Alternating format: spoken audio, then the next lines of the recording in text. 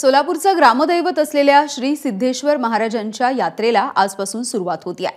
5 दिवस चालणाऱ्या या यात्रेच्या आजच्या पहिल्या दिवशी यनिमज्जन म्हणजेच तैलाभिषेक सोहळा पार पडतो। सकाळी 8:30च्या सुमारास यात्रेचे प्रमुख मानकरी असलेल्या हिरेहब्बू यांच्या वाड्यापासून मानाच्या 7 नंदीध्वजांची मिरवणूक सुद्धा सुरू झालेली आहे। आणि याविषयी बोलूयात, आमचे प्रतिनिधी आफताब आपल्या सोबत आहेत। आफताब, काय नेमकं वातावरण, कारण राज्यभरामधून विविध भाविक या ठिकाणी येत असतात?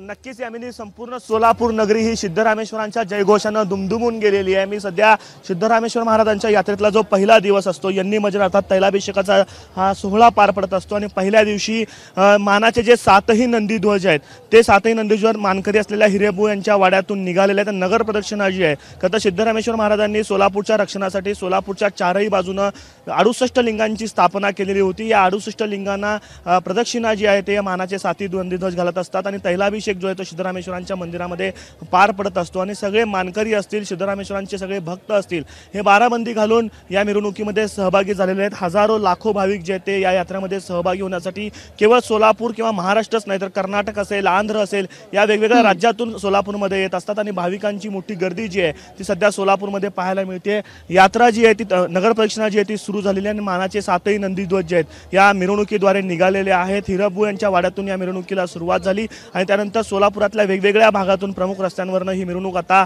सिद्धरामेश्वरांच्या मंदिरापर्यंत जाईल आणि तिथं तैलाभिषेक सोहळा जो आहे तो पार पडणार आहे। खरं तर सिद्धरामेश्वरांची ही यात्रा जी आहे एक प्रतिकात्मक विवाह सोहळा आहे आणि या यात्रेतला पहिला दिवस हा हळदीचा कार्यक्रम असतो, अर्थात यनिमज्जन म्हणजे तैलाभिषेक सोहळा जो आहे तो या पहिल्या दिवशी पार पडत असतो आणि मानाचे 7ही ध्वज या ठिकाणी निघालेले आहेत। खरं तर कलेक्टर कचेरी या ठिकाणी आल्यानंतर सरकारी आहेर देण्याची एक परंपरा आहे, जवळपास 900 वर्षांची परंपरा या यात्रेला आहे आणि 900 वर्षांच्या परंपरेमध्ये वेगवेगळ्या रीती ज्या आहेत त्या या यात्रेमध्ये आपल्याला पाहायला मिळतात। त्याच पद्धतीनं ही पद्धत जी आहे सरकारी आहेराची ती देखील या यात्रेमध्ये पार पडते। पहिल्या दिवशी तैलाभिषेक सोहळ्याच्या निमित्तानं हे सरकारी आहेर असेल किंवा तैलाभिषेकचा जो सोहळा आहे तो मोठ्या उत्साहामध्ये आपल्याला सोलापूरमध्ये पार पडताना पाहायला मिळेल। सध्या 7ही नंदीध्वजांची मिरवणूक निघाल्याचं चित्र आपल्याला सोलापूरमध्ये पाहायला मिळतंय। यामिनी, अगदी धन्यवाद आफताब या सगळ्या अपडेटसाठी।